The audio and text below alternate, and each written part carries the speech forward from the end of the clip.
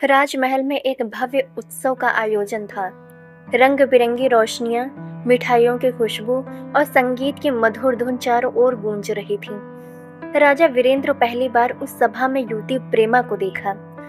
उसकी मुस्कान, उसकी आंखों की चमक और उसकी शालीनता ने राजा के दिल को छू लिया।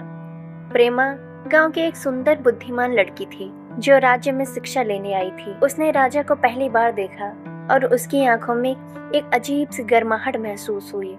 भीड़ में उसकी नजरें अचानक टकराईं। उस पल दोनों के दिलों में कुछ अनकहा सा उठ खड़ा हुआ। अगले दिन राजा वीरेंद्र ने प्रेमा से मिलने का निर्णय किया।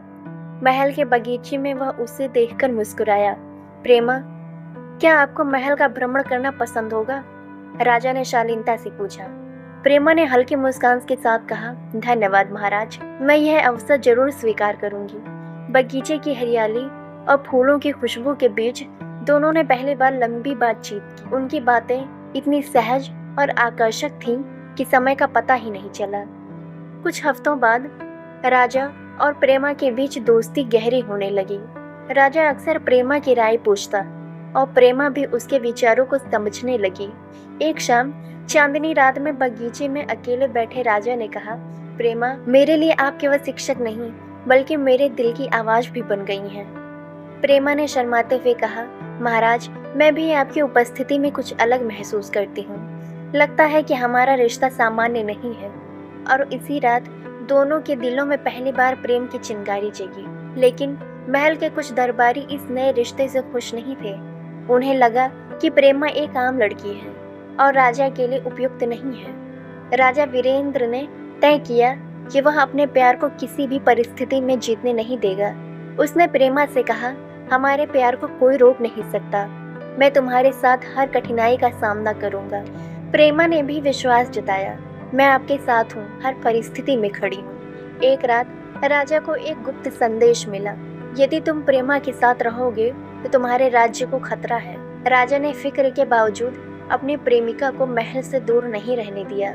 उन्होंने निर्णय लिया कि वह अपने राज्य और प्रेम दोनों की सुरक्षा करेंगे। प्रेमा भी साहसिक थी। उसने राजा से कहा, हमारा प्यार इतना मजबूत है कि कोई भी खतरा हमें नहीं मिला सकता। कुछ दरबारी राजा की परीक्षा लेने लगे, लेकिन राजा और प्रेमा ने एक दूसरे पर विश्वास बनाए रखा। रानी और राजा के बीच विश्वास और प्यार दिन ब दिन गहरा होता गया। महल में लोग भी धीरे धीरे यह मानने लगे कि उनके प्रेम में सच्चाई और ईमानदारी है। राजा ने महल की छत पर प्रेमा को बुलाया।